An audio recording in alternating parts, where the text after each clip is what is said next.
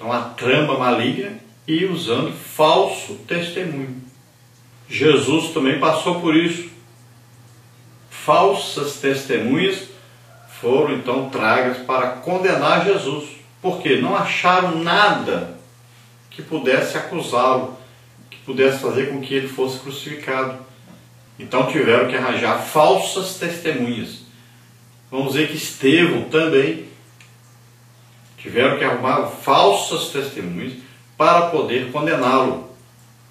Então, sempre quando alguém queria condenar alguém, ele arranjava falsas testemunhas para falar contra essa pessoa. E sempre que alguém queria libertar alguém, então contratava-se falsas testemunhas para falarem bem da pessoa, para torcerem a verdade em favor dessa pessoa. E é interessante que Deus coloca então na sua lei dizendo: se descobrirem que a falsa testemunha então testificou falsamente, então o juízo que estava determinado para aquele que está sendo julgado vai também para aquele que praticou falso testemunho. Então, por exemplo, se alguém estava condenado à morte e uma testemunha falsa veio para testificar a respeito daquela pessoa, defendendo aquela pessoa, sabendo que ela estava errada, então essa testemunha falsa também seria condenada à morte. E isso aí então fazia com que as pessoas tivessem medo. E tem uma outra coisa interessante: quando alguém testificasse contra outra pessoa para que aquela pessoa morresse, a pessoa seria apedrejada até a morte. E o primeiro a tirar a pedra era exatamente aquele que acusou. Porque se fosse mentira, se fosse um falso testemunho, a pessoa, além de dar o falso testemunho, seria assassina. Ela mataria a outra pessoa. Então ela acusaria falsamente e lançaria a pedra para matar a pessoa. Então, por exemplo, aquela mulher adúltera, os acusadores que foram diante de Jesus acusando-a, eles teriam que lançar a pedra. Por isso que Jesus disse: então lança a pedra, quem está sem pecado, lance a primeira pedra. E eles foram então julgar a si mesmos, foram ver se o testemunho deles era verdadeiro ou falso, se eles tinham certeza que ela tinha adulterado ou não, se eles podiam realmente condená-la ou não. Então cada um olhou para dentro de si mesmo e viu que também era pecador, que também precisava ser apedrejado, e desistiu de apedrejar aquela mulher. Então a testemunha falsa poderia também se tornar assassino. Tópico 2, os danos. A violação do nono mandamento é um atentado contra a honra e pode destruir a reputação e o bom nome que alguém levou uma vida inteira para construir. Seus efeitos maléficos podem levar a pessoa à morte ou à prisão, destruir casamentos e arruinar famílias. É um pecado grave do qual muitos ainda não se deram conta. A pena contra a falsa testemunha em Israel era a morte. Tal pessoa receberá o mesmo que ela tentou fazer ao seu próximo. Será condenado e o castigo dele será o mesmo que ele queria para o outro. Deuteronômio 19:19. Será aplicada então a lei de Talião. Êxodo 21, 23 a 25. Então veja só, quando havia o falso testemunho, quando existe esse falso testemunho, essa mentira dita a respeito de alguém, então o que acontece? Isso pode acabar com a vida da pessoa, a reputação da pessoa, a família da pessoa. Isso pode levar a pessoa até a morte, pode levar a pessoa a um suicídio. É uma coisa terrível.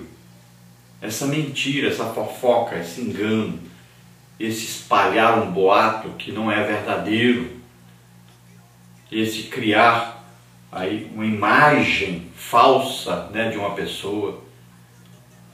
Existe muita gente fazendo isso dentro da igreja. Pessoa que não tem certeza de nada, não sabe com certeza, não tem testemunho, não tem prova e sai espalhando um boato que ele criou na sua mente, sem ninguém ter certeza, sem ter testemunha, nada. Sai espalhando um boato na rua. E olha só que muita gente morre por isso.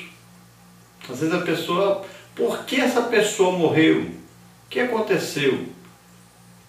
Por que veio esse juízo de repente sobre essa pessoa? Não é crente, está na igreja e tal, e não sabe que essa pessoa andou espalhando um boato, andou espalhando fofoca, andou atrapalhando, fazendo a pessoa ser arruinada, sua reputação, ser arruinada a sua vida diante da sociedade, apenas por causa da fofoca dessas pessoas que muitas vezes não gostavam da pessoa, porque a pessoa representava a verdade. A pessoa, na verdade, representava a acusação da consciência dessas pessoas. Então, para se defender, essas pessoas inventam conversas, inventam fofocas. E o que acontece? As pessoas acreditam. Depende da pessoa que inventa as coisas, que sai espalhando essa fofoca. Se elas forem pessoas inteligentes, que sabem conversar direitinho, enganar as pessoas, todo mundo acredita. E aí vai embora essa fofoca, vai crescendo, né? Que é uma montanha, aquela bola de neve que vai crescendo, crescendo, crescendo, crescendo, cada dia mais, e espalha. É como penas, né, de galinha que se espalham com o vento. Tem até uma história interessante de alguém que chegou para dizer que havia inventado uma fofoca, um falso testemunho de alguém, e falou isso com um sábio e perguntou: o que eu faço para corrigir, para consertar isso agora? E o sábio então disse: olha, vai lá, mata uma galinha, tira as penas da galinha toda e depois joga para cima essas penas, e depois você faz o seguinte: vá procurar, pegue todas essas penas de volta e coloque na galinha. E ele disse: impossível, o vento leva as penas para todo lado. E ele disse: é impossível consertar o que você fez. Não tem como consertar. Então veja só que a fofoca, o falso testemunho, pode prejudicar terrivelmente toda uma família, até toda uma igreja, e não tem como consertar depois. Pode haver o perdão das pessoas, pode haver muita coisa, mas não se conserta totalmente aquele erro dessa fofoca, dessa mentira espalhada, inventada, né, e assoprada pelo diabo. Então o castigo por um falso testemunho era o juízo que ia aplicar sobre a pessoa, vem sobre aquele que deu falso testemunho também. Tópico 3, o pecado da mentira. Quem já viu um irmão ser disciplinado ou cortado da comunhão da igreja pelo pecado da mentira? A Bíblia trata o assunto com seriedade, pois quem se converteu a Cristo precisa deixar a mentira e falar a verdade. Efésios 4:25, Colossenses 3:9. Os mentirosos constam na lista dos incrédulos, homicidas, fornicadores, feiticeiros, idólatras, dentre outros. Apocalipse 21:8, 22:15. Na graça, o tema é tratado com profundidade, implicando a vida eterna, e não envolvendo tribunais como no sistema mosaico. É desejo, portanto, de todo cristão se parecer com Jesus. E é isso o que Deus espera de todos nós. 1 de Pedro 1:15 e 16. Então veja só, hoje nós vamos ver que o sistema na igreja, empregado pela igreja para a disciplina, nem se menciona sobre isso, sobre essa mentira, sobre esse falso testemunho. Então na igreja hoje só existe disciplina praticamente para o adultério e o assassinato. Algumas vezes devido aí a um roubo, né, que aparece às vezes na televisão, ou a coisa grande que atingiu alguém grande e tal. Mas, então hoje, praticamente a igreja está aí empregando apenas a disciplina ao adultério, ou então alguém que matou outra pessoa, né? Praticamente só isso. E as outras coisas? E os outros pecados gravíssimos? E os pecados que atingem pessoas e famílias inteiras, destroem famílias inteiras? Então, da próxima vez que você for falar de alguém, lembre-se de olhar direitinho, lembre-se de uma coisa, procure passar isso pelas 3 peneiras aí, né, que tem aí, para você aprender sobre isso. Todos nós devemos aprender sobre isso aí. Essas 3 peneiras, se elas forem usadas, nós vamos mudar o nosso jeito de falar. Então você veja aí que ao ouvir alguma coisa sobre alguém, você deve perguntar se tem testemunhas, se realmente foi comprovado. Depois pergunte se essa pessoa já falou com essa pessoa que ela está falando mal dela, se já falou com ela, se confirmou, se tem certeza, a pessoa disse que fez mesmo isso. E depois veja, pergunte para a pessoa se você falar sobre isso vai melhorar a vida dessa pessoa, se isso que você está falando vai causar melhoria na vida dessa pessoa que você está falando sobre ela.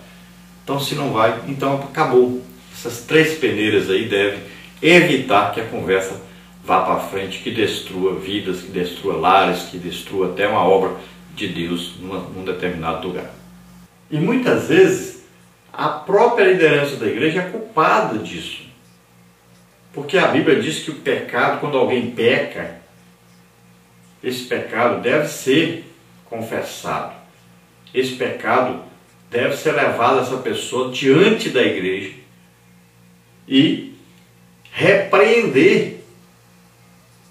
Então há uma disciplina quanto ao pecado. E as pessoas vão aprender com isso. Então vai servir de exemplo. Mas a maioria das vezes o pecado é encoberto. E a pessoa que pecou, ao invés de ser reconhecida por todos como aquela pessoa que pecou e precisa de ajuda para se recuperar, mas ele pecou, mas ele é reconhecido como vítima. Chega até a dizer: estão me perseguindo. Isso é mentira, porque não houve a correta disciplina. Então isso às vezes destrói a comunhão de toda uma igreja, faz com que haja um problema em toda a igreja de continuidade. Toda a igreja de repente para. As pessoas, quando chegam a descobrir a verdade, é porque essa verdade passou a ser uma fofoca. Então alguns acreditam, outros não, uns discutem, brigam por causa disso e acaba uma confusão e toda a igreja sofrendo por causa da disciplina aplicada de maneira errada, no tempo errado e de maneira errada.